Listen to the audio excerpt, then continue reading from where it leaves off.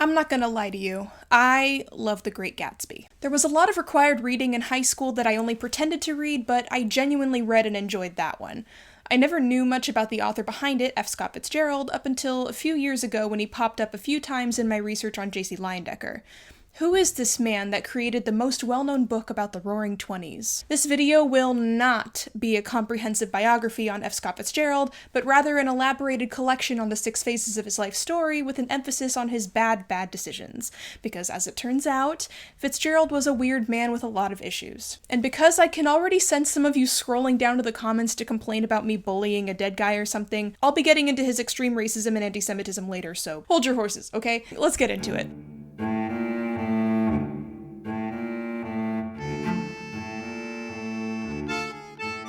The Fitzgerald's family physician once recalled of Francis Scott Key Fitzgerald. He was a patient of mine when he was a small boy and until he went off to prep school. He was a very difficult and temperamental patient and refused to accept any regime which was not to his liking. This attitude he preserved throughout life.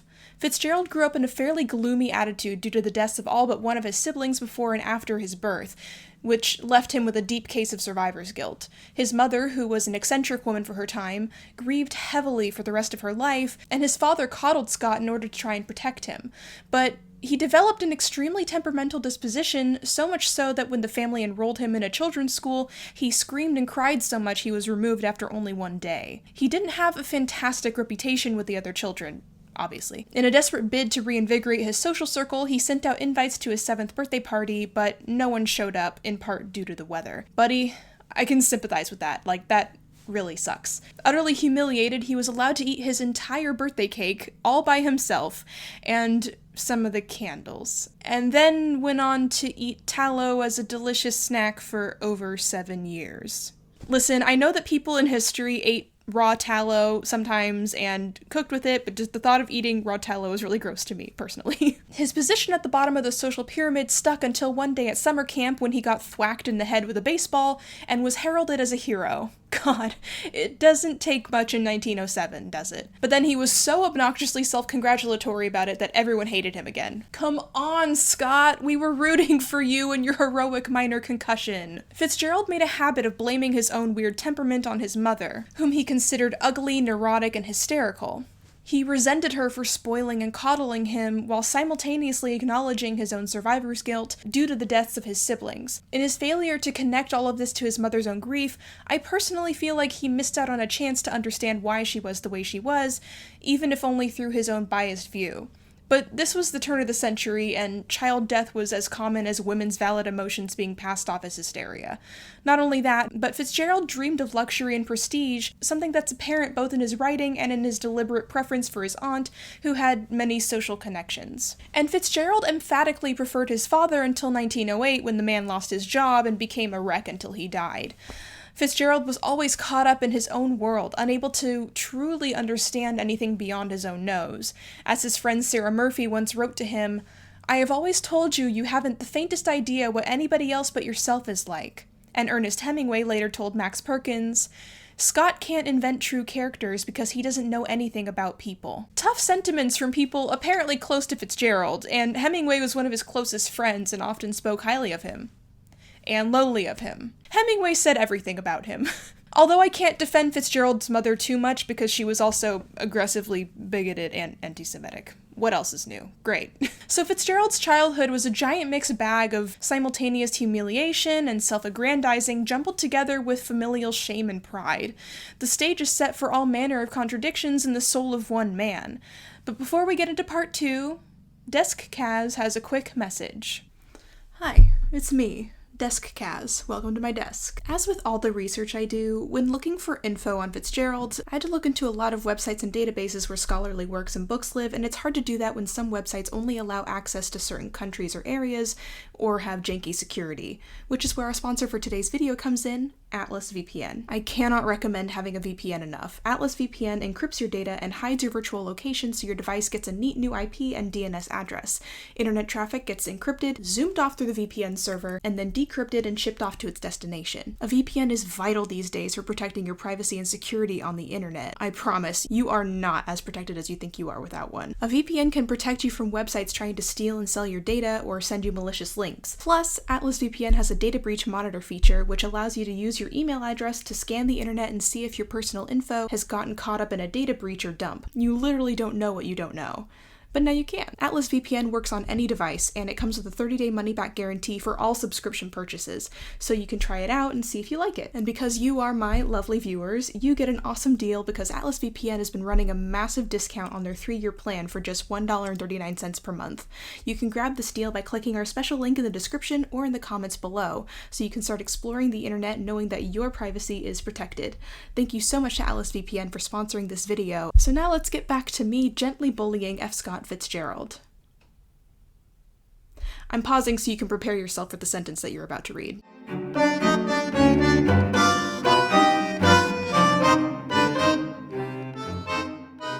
Fitzgerald's mother's bigotry was closely tied to her heavy Catholicism, which made a deep and piercing impression on Fitzgerald's psyche. He outright rejected religion, but it still had its claws in him in insidious ways, one of which being his own sexuality.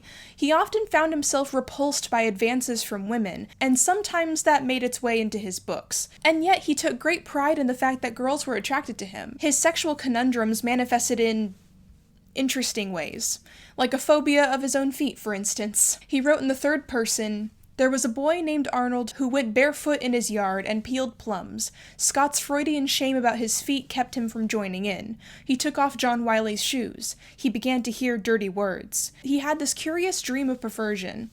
The sight of his own feet filled him with embarrassment and horror. No amount of persuasion could entice him to permit others to see his naked feet. And up until he was 12, this fear caused him a great deal of misery. This complex suddenly disappeared one day without any reason." If you've ever read This Side of Paradise, this might make a few passages in there make a lot more sense to you now. But feet weren't the only body part that Fitzgerald had a paranoid preoccupation with. The other one was a bit more obvious. But first, we need to introduce two major characters in Fitzgerald's life, Ernest Hemingway and Zelda Fitzgerald. Ernest Hemingway had an extremely contradictory relationship with Fitzgerald.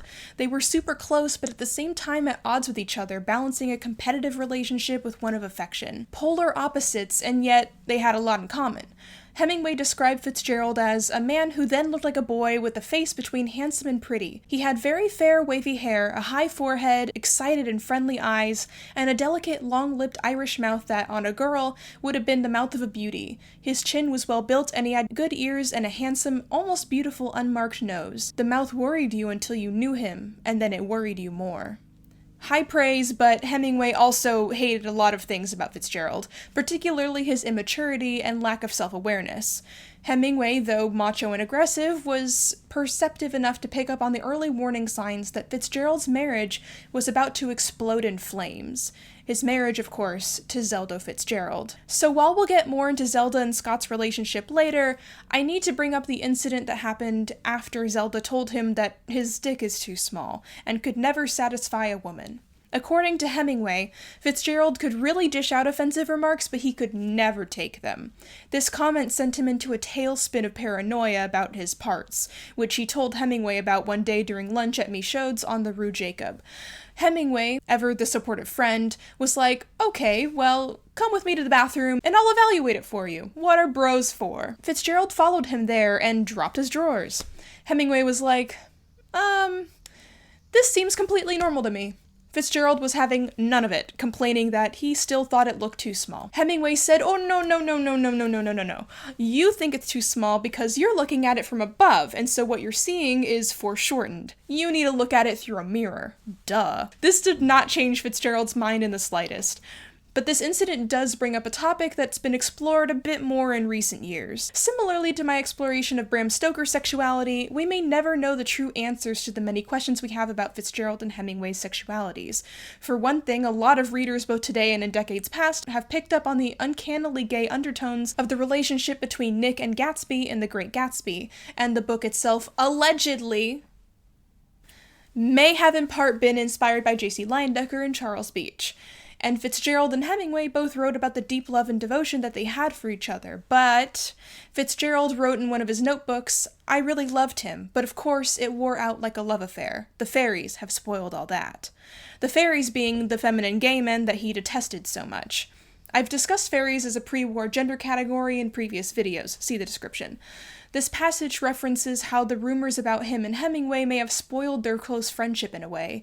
He had a deep paranoia about people thinking that he was a fairy, and outspokenly decried homosexuality, once writing that it was nature's attempt to get rid of soft boys by sterilizing them. Fitzgerald had struggled with anxiety about his own masculinity since childhood, having continually failed at sports and never having gone off to fight overseas in World War I. Zelda didn't help these anxieties. She accused him not only of being a fairy, but of having a relationship with Hemingway, to which he told her that that was the closest he ever came to leaving her. But rather than being based in the truth, it's probably more likely that this was more of a jealousy thing, or as we'll see later, possibly Zelda projecting her own anxieties about her own sexuality onto her husband. Fitzgerald and Hemingway likely didn't have a relationship like that, and if not due to their sexualities, then due to the fact that both of them had very deep-rooted masculinity complexes, and felt that they had something to prove, especially as rumors about them grew. So I'm not here to make a determination on if they were gay or not. A homoerotic book or a close friendship surrounded by rumors does not necessarily a gay man make. But Fitzgerald did write a lot about his struggles with sexuality in general, how he struggled to feel love for anyone, how women scared him in his young adult years, how he felt ashamed and disgusted by contact with them, how he never felt quite right about sex. Some historians chalk this up to his aggressively Catholic upbringing. Maybe that's the case, but these issues are worth taking a look at when it comes to Zelda.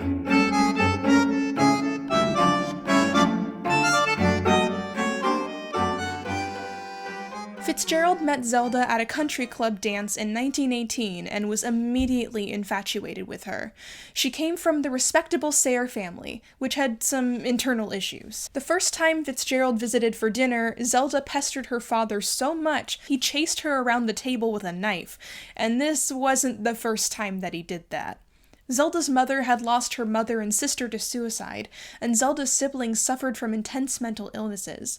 Zelda herself had a less than fantastic reputation by the time Fitzgerald met her, and it all made him love her more. He wrote, "She treats men terribly, she abuses them and cuts them and breaks dates with them and then yawns in their faces and they come back for more. She smokes sometimes, drinks alcoholic punch, frequently kissed. She's prone to make everyone around her pretty miserable when she doesn't get her way. She believes the only excuse for women was the necessity for a disturbing element among men." Zelda excited Fitzgerald in a way that no one else had before. She was stubborn and fearless and they had a lot in common. They looked similar, liked the same clothes, enjoyed cross-dressing on occasion. They had unconventional feelings about gender. Fitzgerald once wrote, "I am half feminine, that is, my mind is." And Zelda told her friend, "I've always been inclined towards masculinity." So they did complement each other in the beginning, but both were insufferable personality-wise within their own ways. It was toxic. They liked toxic. Zelda would use the intense influence she had over men to make Fitzgerald jealous, and to toy with him. It made him love her more, because the conflict was romantic to him. She felt like the heroine of a reality that he wanted to be his, rather than the reality he lived in, where he continually failed at the things he pursued. Of course he sought to marry her, but he needed money. But as most people know, Fitzgerald was basically alcoholic by the time he graduated university. So, yes, Fitzgerald had an infamous drinking problem. Alcoholism is a complex issue, and addiction is a very serious condition that's worth being treated with compassion and empathy for all parties involved. Okay? I'm going to be including some resources in the description below for you if you or anyone you know is struggling with addiction. That said, his drinking doesn't excuse whatever bad behavior he had later on. At this point, it prevented him from making enough money as easily as he wanted to. And when he got drunk, he would resort to butt-headed pranks that nobody liked. Once he threatened to jump out the Yale Club window, and when nobody tried to stop him, he was bummed out. One May Day in Child's Restaurant at Columbus Circle, famous for being a gay men's hub of the 20s, Fitzgerald got drunk and mixed together eggs, hash browns, and ketchup in a friend's hat. Zelda's parents distrusted Fitzgerald due to his drinking and bad behavior and felt that he wouldn't be able to calm down the equally erratic Zelda. Spoiler alert, he couldn't. Because both of them behaved poorly and had issues, and well, fire meets fire equals bigger fire. But they still married, and immediately things started going downhill. Fitzgerald later told his daughter, "I was sorry immediately after I had married her." The couple started their marriage off by beginning the things that they would later be well known for: insufferable pranks and behavior that annoys everyone around them and earns Fitzgerald more than his fair share of black eyes. Once at a comedy show, they made a point of laughing at inappropriate moments. After being kicked out of the Biltmore Hotel, they spun around in the revolving doors for 30 minutes. They rode on the roofs of taxis, they jumped into the fountains at Union Square. Zelda flashed her boobs and butt to strangers. And as their combined drinking increased, these acts transformed from harmless youthful jests to something more insidious. Once, Zelda challenged Fitzgerald to fight the bouncer at the Jungle Cabaret, which left him with 2 bleeding black eyes. Once at a dinner party, Fitzgerald was irked that people weren't paying enough attention to him, so he started throwing expensive gold-flecked Venetian wine glasses over the garden wall, and when the host banned him from future parties, he came back and threw a garbage can onto their patio while they were eating. But often, Fitzgerald's misbehavior was actually thoroughly calculated on purpose in order to keep him in the papers and the public eye, crafting an image of himself that would sell his books. And he encouraged Zelda to do anything that she wanted because she would do anything, and her bizarre antics gave him things to write about. Hold on to that note for later. What Fitzgerald didn't like was when Zelda flirted with and kissed his friends, although he loved having a woman that was pursued by so many other men. Though they frequently had explosive fights in public, and Zelda wouldn't let him get work done, Fitzgerald was still obsessed with her. They were madly in love, but they were so bad for each other. Zelda may have been able to channel some of her energy into writing of her own. She did keep dedicated diaries and loved to write, but that brings up the other infamous issue.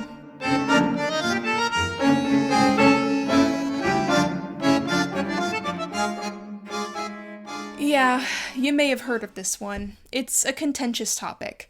In the summer of 1924, when Fitzgerald was writing The Great Gatsby, Zelda had an affair with a French aviator named Edouard Jozan. She even asked Fitzgerald for a divorce because she had fallen madly in love with him. This was after the birth of their daughter Scotty. But Jozan only wanted romance, not marriage. When he left, she tried to take her own life. Fitzgerald wrote, "That September 1924, I knew something had happened that couldn't be repaired." The chaotic bliss of the beginning of their marriage was officially over.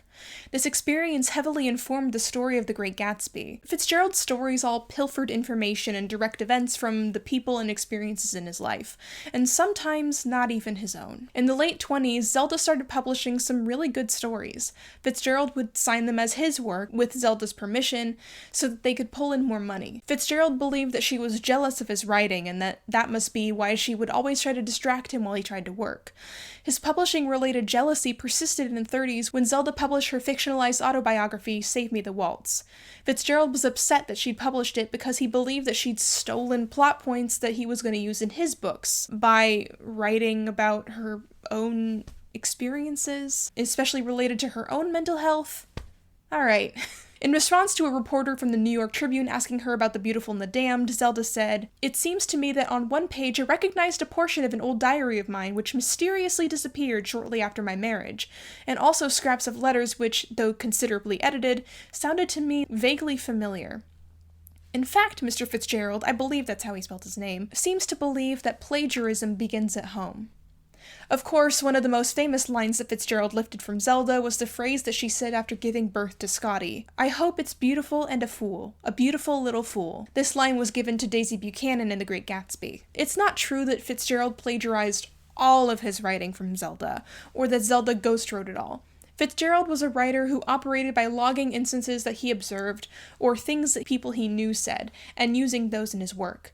Zelda had powerful imagination and lively writing, but her work definitely needed both technical editing and, because she was a woman in the 20s, couldn't be published either or for as much money as a man's work or even at all. Fitzgerald considered the shared experiences of their lives to be his fair game or even his writing dominion because he considered himself to be both the better writer as well as, truthfully, the salary provider. If he couldn't use the best material in his books, he thought, how could he provide money?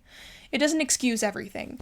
Zelda herself said that she was fine with Fitzgerald using her anecdotes or even her diary entries in the beginning, but situations like this don't last before becoming a complicated mess of morals and ethics. Fitzgerald, as Zelda said earlier, hid her diary from her so he could use its contents before she could. And we can't forget the fact that Fitzgerald often encouraged Zelda's erratic behavior because she was his muse and provided him with good material.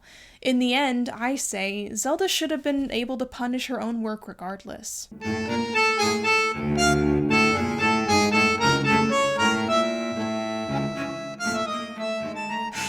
So, we've kind of established that Fitzgerald had a weird superiority complex that came from basically nowhere, right?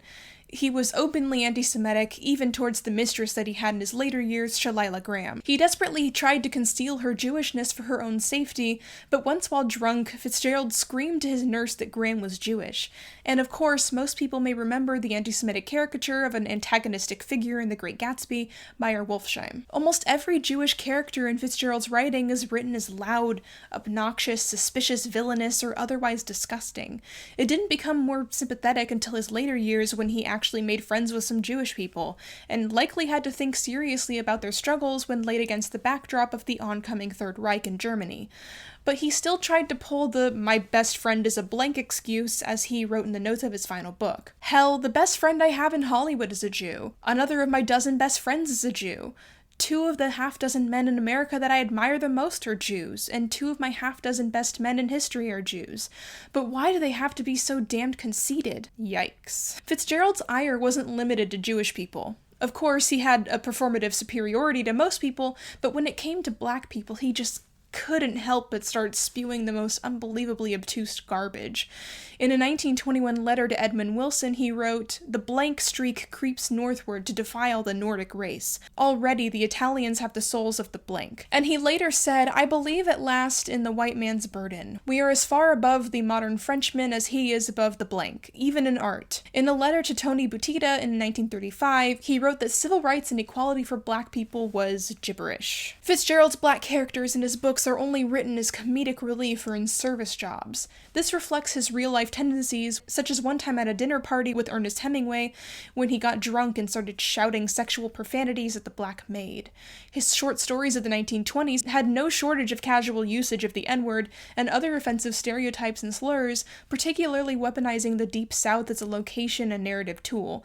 And before you go commenting in the comments about, oh, he was just writing the way real people spoke at the time, or it was the early 1900s, everyone thought that was normal, or some other crap, people at that time literally didn't always think that this was fine or normal. It was still racist. In 1934, after Fitzgerald published yet another racist short story in the Saturday Evening Post, one of his readers sent him a 3-page letter criticizing his racism. It read, well, this. Fitzgerald sent a reply, but we don't know exactly what it said. His bigotry didn't stop there. He also loved to stereotype Mexican characters as lazy or violent, or Native Americans as barbaric. It was common at the time for writers then to rely on racial stereotypes in order to emphasize certain traits of characters, or easily craft a character that their white readers would seemingly understand with ease, because those stereotypes were so painfully prevalent. And it sucks. It's a blight on the skills of these writers. Their work, though persistent in national memory, suffers for it. It's disappointing.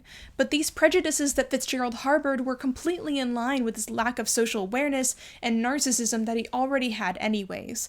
As Hemingway said, Scott doesn't think.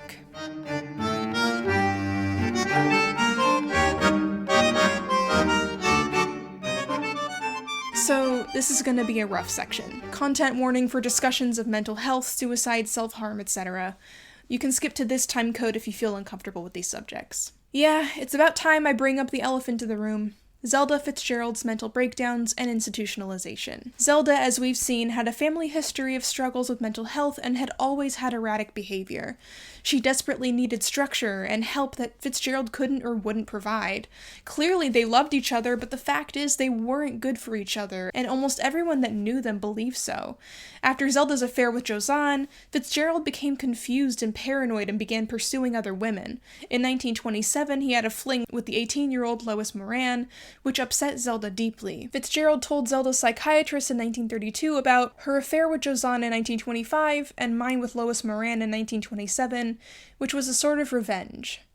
Zelda had done self-destructive behaviors to get back at Fitzgerald before, like throwing herself down a flight of stairs and setting her clothes on fire in a bathtub. Fitzgerald later told Shalila Graham, "Zelda and I never should have married. We were wrong for each other. She would have been happier married to almost anyone else. She was beautiful and talented. It was her tragedy that she couldn't bear to be overshadowed by the attention I received from my early books. For instance, she hated it when Gertrude Stein only talked to me, while her companion Alice B. Toklas talked to her. She had a compulsion to compete with me. She couldn't be a writer, so she decided to be a famous ballerina and studied with the Russian ballet in Paris. But it was too late for her. When she realized this, instead of accepting the fact and bending with it, she broke. But there were other more direct things that later led into her pain. In the early 20s, Fitzgerald persuaded Zelda to have abortions which left her with painful, persistent gynecological issues that she resented him for. She channeled her pain into her ballet obsession, withdrawing into an internal world. She also had no support system outside of her husband, whose excessive drinking continued. In 1929, Zelda tried to drive a car over a cliff with other passengers inside, which Fitzgerald fictionalized in Tender is the Night. All of this culminated in April 1930 when Zelda finally broke down. Outside of just the interpersonal issues in their relationship, I also feel it's important to note the stock market crash of 1929, which set off the Great Depression. The Fitzgeralds had always lived far beyond their means, and the Depression put them in a stressful place financially. Another thing I do feel needs to be noted is the fact that the treatments for mental illness in the 30s were extremely abusive, cruel, and painful. No matter who Zelda's husband was, she was never going to get the ideal treatment because it simply wasn't a thing. Fitzgerald felt partially responsible for her condition and was highly involved in her treatment, but the treatments did not help because the treatments of the 30s were not helpful. Institutionalization was exceedingly common because people didn't know what else to do. It's not an excuse to any of this. The entire situation is tragic. Zelda deserved a care plan that she was never gonna get. I also refuse to try and diagnose or put any credence to a specific diagnosis of Zelda's condition. We may never know exactly what she struggled with, and that's okay. Some questions of history will never have answers. But what we do know is that Zelda suffered from intense hallucinations and was shuffled around 7 different hospitals over the course of 6 years. She had a deep fear and anxiety about working and dancing and dying. She had an intense fear of becoming a homosexual because she said she had always thought about being in love with women and maybe in love with her dance teacher, Madam X. While in a number of the hospitals, she developed intense crushes on a nurse and another girl who was an inpatient. She often sent Fitzgerald despairing letters from the hospitals, which he would pull sentences from to use in his books. Zelda's doctors wanted to treat Fitzgerald's alcoholism along with Zelda's issues, as each exacerbated the other. But Fitzgerald refused to get help because he feared that getting psychiatric treatment would stunt his creativity. He didn't know how to function without drinking anymore. But if I'm going to be honest, he was not functioning while drinking. He was starting fights at parties, stripping naked, tearing a dress off of his daughter because he didn't like it. During the summer of 1935, while Zelda was locked in yet another asylum, Fitzgerald was struggling with some tuberculosis and intense depression and found himself several mistresses. In 1936, he transferred Zelda to Highland Hospital in Asheville, North Carolina. By the time she entered Highland, Zelda was wasting away. She weighed only 89 pounds and had developed an obsession with the Bible. Fitzgerald hoped that the hospital's emphasis on lifestyle and exercise as treatment might help her, but it's unlikely any treatment that existed at the time could have helped her much by this point. In 1937, Fitzgerald, in need of money desperately, moved to California and worked as a screenwriter for Hollywood MGM. He did try to have Zelda shifted to only part-time institutionalization, but her doctor advised against it, and so there she stayed, until the unceasing despair of their situation drove Fitzgerald into yet more affairs with other women. He passed away in 1940 at the age of 44. In the final years of her life, Zelda actually was in and out of Highland Hospital and sometimes had periods of lucidity, though the religious obsession persisted. When she felt she was sinking into a bad period again, she would check herself back in for shock treatments. On March 10, 1948, Zelda was asleep on the top floor of Highland Hospital when a fire broke out. Zelda and 8 other women were locked inside, unable to escape, and unfortunately passed away. I don't know if I would count this section solely as F. Scott Fitzgerald making an absolute fool of himself. Unlike the other sections, there are a lot of factors at play that made the tragic institutionalization of Zelda the horrible situation that it was. Too many to blame on just one person. Honestly, I think he made a fool of himself through his whole marriage, his whole life even.